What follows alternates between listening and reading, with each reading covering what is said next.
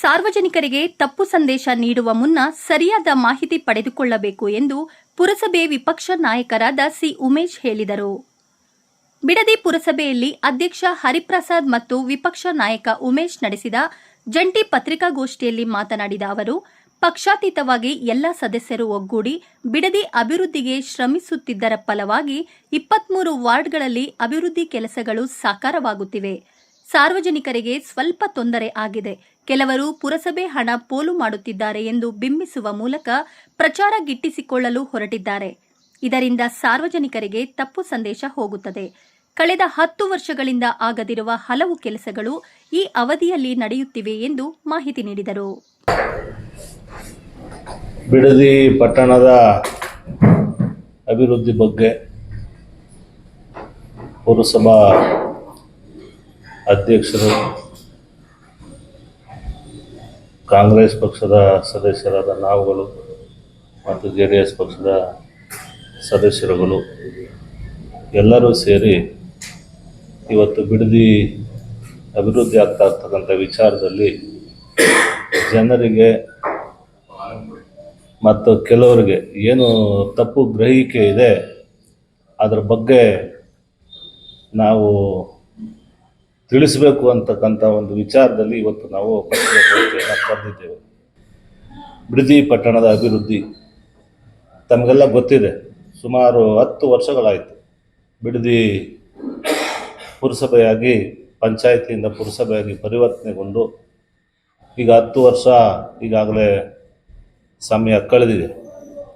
ಆದರೆ 10 ವರ್ಷಗಳಲ್ಲಿ ಆಗದೇ ಇರ್ತಕ್ಕಂಥ ಅಭಿವೃದ್ಧಿಯನ್ನು ನಾವು ಈ ಒಂದು 4-5 ತಿಂಗಳಿಂದ ನಾವು ಅಭಿವೃದ್ಧಿಯನ್ನು ಇಲ್ಲಿ ಪಕ್ಷ ನೋಡದೆ, JDS ಕಾಂಗ್ರೆಸ್ ಅಂತಕ್ಕಂಥ ಪಕ್ಷವನ್ನು ನೋಡದೆ, ನಮ್ಮ ಶಾಸಕರಾದಂಥ ಬಾಲಣ್ಣವರ ನಿರ್ದೇಶನದ ಮೇರೆಗೆ ನಾವೆಲ್ಲರೂ ಕೂಡ ಪಕ್ಷಾತೀತವಾಗಿ ಅಭಿವೃದ್ಧಿಯನ್ನು ಕೈಗೊಂಡಿದ್ದೇವೆ. ಆ ಒಂದು ನಿಟ್ಟಿನಲ್ಲಿ ಇವತ್ತು ಅಭಿವೃದ್ಧಿ ನಡೀತಾ ಇದೆ. ಪುರಸಭೆಗೆ ಈ ಹಿಂದೆ ಹಣ ಖರ್ಚು ಮಾಡೋದಕ್ಕೆ, ಅಭಿವೃದ್ಧಿ ಮಾಡೋದಕ್ಕೆ ಕಡಿಮೆ ಇತ್ತು.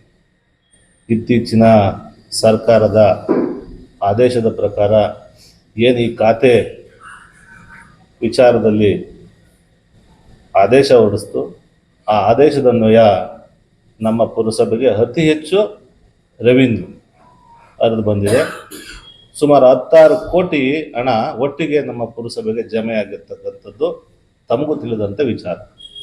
ಆ 16 ಕೋಟಿಯನ್ನು ಯಾವ ರೀತಿ ನಾವು ವ್ಯವಸ್ಥಿತವಾಗಿ ಬಿಡದಿಯನ್ನು ಅಭಿವೃದ್ಧಿ ಮಾಡಬೇಕು ಅಂತೇಳಿ ನಮಗೆ ನಮ್ಮ ಶಾಸಕರಾದ ಬಾಲಣ್ಣವರು, ನನಗೆ ಮತ್ತು ನಮ್ಮ ಅಧ್ಯಕ್ಷರಿಗೆ ರಾಜಕೀಯ ಬಂದಾಗ ರಾಜಕೀಯ ಮಾಡೋಣಪ್ಪ, ಇವತ್ತು ಹಣ ಇದೆ, ನೀವು ಅಭಿವೃದ್ಧಿ ಮಾಡಿ ಅಂತೇಳಿ ಅವತ್ತು ನಾನು, ನಮ್ಮ ಅಧ್ಯಕ್ಷರು ಮತ್ತು ನಮ್ಮ ದೇವರಾಜು ಪ್ರಮುಖವಾಗಿ 3 ಜನ ಪಕ್ಷ ಭೇದ ಮರೆತು, ಇಲ್ಲ ನಾವು ಅಭಿವೃದ್ಧಿ ಮಾಡಬೇಕು, ಈ ಥರ ಹಣ ಬಂದಿದೆ, ನಾವು ಏನೋ ಉದ್ದೇಶ ಇಟ್ಕೊಂಡು ರಾಜಕೀಯಕ್ಕೋಸ್ಕರ ಬಿಡದಿ ಪಟ್ಟಣ ಅಭಿವೃದ್ಧಿಯನ್ನು ಕಡೆಗಣಿಸ್ತಕ್ಕಂಥ ವಿಚಾರ ಆಗಬಾರ್ದು, ನಮ್ಮಿಂದ ಅಭಿವೃದ್ಧಿ ಆಗಬೇಕು ಅಂತೇಳಿ ಎಲ್ಲ ಸದಸ್ಯರ ಒಪ್ಪಿಗೆ ಮೇರೆಗೆ ಸಾಮಾನ್ಯ ಸಭೆಯಲ್ಲಿ ತೀರ್ಮಾನವನ್ನು ತಗೊಂಡು ಇವತ್ತು ಅಭಿವೃದ್ಧಿ ನಡೀತಾ ಇದೆ. ಸುಮಾರು 16 ಕೋಟಿ.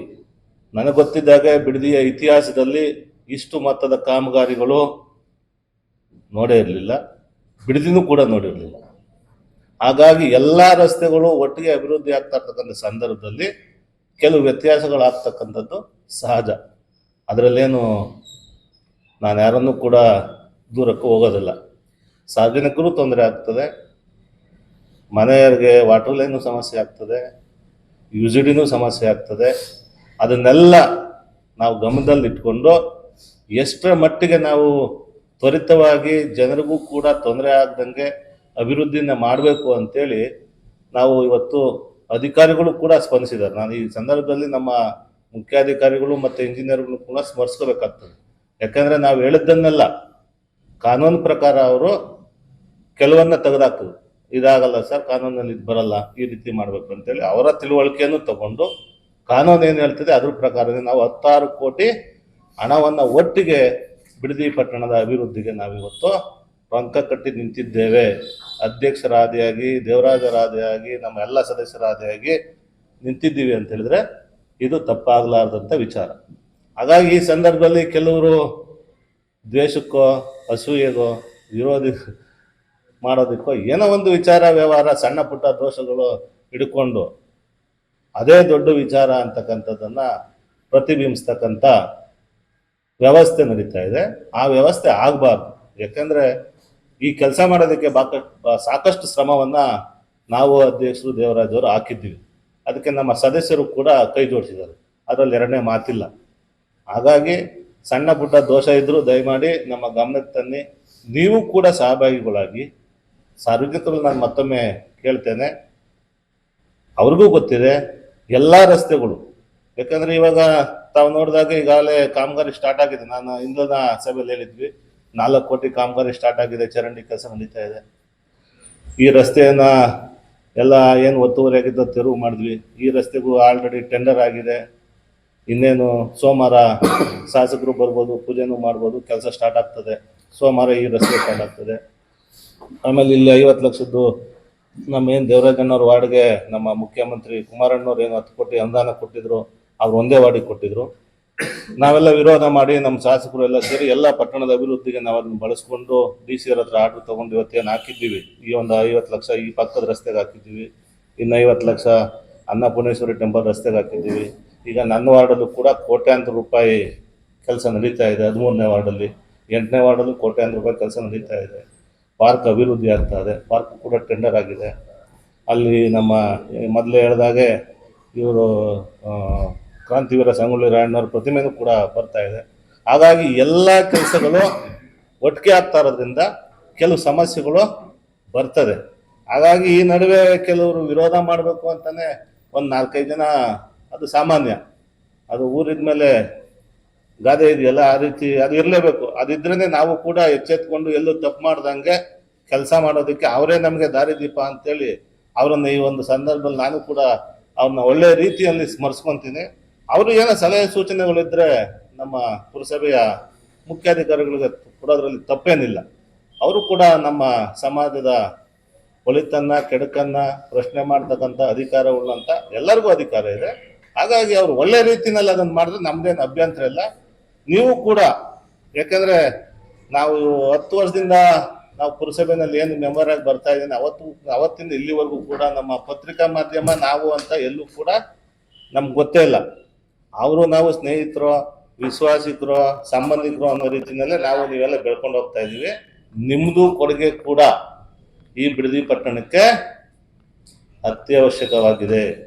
ದಯಮಾಡಿ ನಾವು ತಪ್ಪು ಮಾಡಿದ್ರು ಕೂಡ ಮಾಡ್ತಾ ಇದ್ರು ನೀವು ನಮ್ಮನ್ನು ತಿದ್ದಿ ಸರಿದಾರಿಗೆ ತರ್ತಕ್ಕಂಥ ಕೆಲಸ ನಿಮ್ಮಿಂದನೂ ಕೂಡ ಆಗಬೇಕು. ನೀವು ಕೂಡ ಈ ಪಟ್ಟಣದ ಅಭಿವೃದ್ಧಿಗೆ ಜವಾಬ್ದಾರರು ಅಂತೇಳಿ ತಮ್ಮಲ್ಲಿ ಮನವಿ ಮಾಡ್ತಾ, ಈ ಮಧ್ಯೆ ಕೆಲವು ಸಣ್ಣ ಪುಟ್ಟ ವಿಚಾರಗಳು ಈಗ ನಿಮ್ಮ ಪೇಪರಲ್ಲಿ ಬಂದರು, ಧಮಕಿ ಹಾಕ್ಸಿದ್ರು ಅಂತೇಳಿ, ಈಗ ನಾನೇ ಮಾತಾಡಿದ್ದೆ ಆ ವಿಚಾರನ. ಯಾಕಂದರೆ ಕೆಲವು ಸಾರಿ ನಿಷ್ಠುರವಾಗೂ ಮಾತಾಡಬೇಕಾಗ್ತದೆ, ಒಳ್ಳೆತನದಲ್ಲೂ ಮಾತಾಡಬೇಕಾಗ್ತದೆ ಕೆಲಸ ಆಗುವಾಗ. ಅವ್ರ ಉದ್ದೇಶ ಏನಿತ್ತು ಗೊತ್ತಿಲ್ಲ. ಹಾಗಾಗಿ ಈಗ ನಾನು RTI ಕಾರ್ಯಕರ್ತರು ಕೂಡ ಒಂದು 4-5 ಜನ ಇದ್ದಾರೆ. ಈ ನಮ್ಮ ಇಲ್ಲಿ ರಸ್ತೆ ಒತ್ತುವರಿ ಮಾಡ್ಕೊಂಡು ಅಂಗಡಿನ ಚರಂಡಿ ಮೇಲೆ ಇಟ್ಕೊಂಡಿದ್ದಾರೆ. ಅವ್ರು ನಿಮಗೂ ಗೊತ್ತಿದ್ದಾರೆ. ಅವ್ರು ಬಂದು ಹೇಳ್ತಾರೆ ಬಸ್ ಸ್ಟ್ಯಾಂಡ್ನ ಸೆಂಟ್ರಲ್ ಮಾಡಬೇಕು ಅಂತ, ಇನ್ನೊಬ್ರು ಬರ್ತಾರೆ ಕೊನೆಯಲ್ಲಿ ಮಾಡಬೇಕು ಅಂತಾರೆ, ಇನ್ನೊಬ್ರು ಇನ್ನೇನೋ ಹೇಳ್ತಾರೆ. ಅಲ್ಲಿ ಬರ್ತಾರೆ 2 ಅಡಿ ಹೊಡಿಬೇಡ್ರಿ, ಕಾಂಪೌಂಡ್ ಬಿಟ್ಬಿಟ್ಟೆ ಕಾಂಪೌಂಡ್ ಹಾಕಿ ಅಂತಾರೆ. ಅಂದರೆ ಅವರವ್ರ ಅನುಕೂಲಕ್ಕೆ ತಕ್ಕಂತೆ ಸ್ವಾರ್ಥಕ್ಕೋಸ್ಕರ ಅವರು ಬದುಕ್ತಾವ್ರು. ಅದನ್ನೇ ನೀವು ಹೈಲೈಟ್ ಮಾಡ್ತಾ ಹೋದರೆ ನಿಸ್ವಾರ್ಥವಾಗಿ ಸರ್ವಿಸ್ ಮಾಡ್ತಕ್ಕಂಥವ್ರಿಗೆ ನಿಮ್ಮ ಸೇವೆ ಏನು ನೀವೇ ಯೋಚನೆ ಮಾಡಬೇಕು. ಯಾಕಂದರೆ ನಿಮಗೆ ಗೊತ್ತಿಲ್ಲದೆ ಇರ್ತಕ್ಕಂಥ ವಿಚಾರ ನನಗೆ ಗೊತ್ತಿದ್ದಾಗ ಏನೂ ಇಲ್ಲ. ನಮಗಿಂತ ಹೆಚ್ಚಿನ ಮಾಹಿತಿ, ನಮಗಿಂತ ಹೆಚ್ಚಿನ ತಿಳುವಳಿಕೆ ಇಲ್ಲೇನು ಆಗ್ತಾ ಇಲ್ಲ, ಯಾರೇನು ಕೆಲಸ ಮಾಡ್ತಾ ಇದೆ ಅಂತಕ್ಕಂಥದ್ದು ನಿಮ್ಗೆಲ್ಲರಿಗೂ ಕೂಡ ಗೊತ್ತಿದೆ. ನಾನು ಹೆಚ್ಚಿಗೆ ಆ ವಿಚಾರದ ಬಗ್ಗೆ ಹೇಳಕ್ಕೆ ಹೋಗಲ್ಲ. ತಾವು ನಿರ್ಧಾರ ಮಾಡಿ, ನಿಮ್ಮನ್ನು ಕೂಡ ನಮ್ಮ ಸಹಭಾಗಿತ್ವದಲ್ಲಿ ನೀವು ಕೂಡ ಕೆಲವು ಸಲಹೆ ಸೂಚನೆಗಳನ್ನು ಕೊಡಿ. ಅದ್ರ ಪ್ರಕಾರ ನಾವು ಅಭಿವೃದ್ಧಿಯನ್ನು ಮಾಡ್ತೇವೆ. ಈಗಾಗಲೇ ಹೇಳ್ದಂಗೆ ಮಲ್ಲಣ್ಣವರು ಕೂಡ ಬರ್ತಾರೆ, ಈ ರಸ್ತೆ ಪೂಜೆ ಮಾಡ್ತಾರೆ, ಪೂಜೆ ಆಗ್ತದೆ, ಎಲ್ಲ ರಸ್ತೆಗಳು ಆಗ್ತವೆ, ಏನು ಸಮಸ್ಯೆ ಇಲ್ಲ. ಆಮೇಲೆ ನಾವೇನು ವಿರೋಧ ಪಕ್ಷದವರು ಇಲ್ಲ, ಮಂಜಣ್ಣವ್ರ ಸಲಹೆ ಕೂಡ ತಗೋತೀವಿ. ಕೆಲವು ಸಾರಿ ರಾಜಕೀಯವಾಗಿ ಅವ್ರು ಮಾತಾಡ್ಬೋದು, ನಾವು ಅದೇನು ತಲೆ ಕೆಡಿಸ್ಕೊಳ್ಳಲ್ಲ. ಮಂಜಣ್ಣವ್ರು ಹೇಳಿದ್ರು ಕೂಡ ನಾವು ಅವ್ರ ಸಲಹೆ ಸೂಚನೆಗಳನ್ನು ತಗೊಂಡು ಅವ್ರದೇ ಆದಂಥ ಯೋಚನೆ ಮೇಲೆ ನಾವು ಕೆಲಸ ಮಾಡಕ್ ಸಿದ್ಧ ಇದ್ದೀವಿ.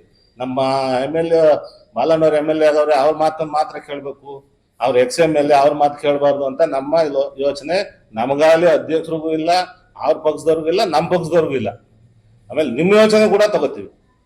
ನಾವು ಎಲ್ಲರ ಯೋಚನೆಗಳು ಎಲ್ಲರ ಚಿಂತನೆಗಳನ್ನ ತಗೊಂಡು ಈ ಬಿಡದಿ ಪಟ್ಟಣ ಹೇಗೆ ಅಭಿವೃದ್ಧಿಯನ್ನ ಮಾಡ್ಬೇಕಂತಕ್ಕಂಥ ನಿಟ್ಟಿನಲ್ಲಿ ನಾವು ಶ್ರಮವಹಿಸಿ ಕೆಲಸ ಮಾಡ್ತಾ ಇದ್ದೇವೆ. ಇದರಲ್ಲಿ ಕೆಲವು ಲೋಪದೋಷ ಇರ್ಬೋದು, ನಾನೇನು 100ಕ್ಕೆ 100 ಸರಿಯಾಗಿ ಮಾಡ್ತಾ ಇದ್ದೀನಿ ಅಂತ ಹೇಳಕ್ಕಾಗಲ್ಲ. 10 ಸಮಸ್ಯೆಗಳು ಇರ್ಬೋದು. ದಯಮಾಡಿ ನಮ್ಮ ಗಮನಕ್ಕೆ ತನ್ನಿ, ನೀವು ಕುಳಿತುಕೊಳ್ಳಿ, ಅದನ್ನ ಯಾವ ರೀತಿ ಬಗೆಹರಿಸ್ಬೇಕೋ ಸಾರ್ವಜನಿಕರನ್ನು ಕರೀರಿ, ಏನ್ ಬಗೆಹರಿಸ್ಬೇಕೋ ಆ ರೀತಿ ಬಗೆಹರಿಸೋಣ.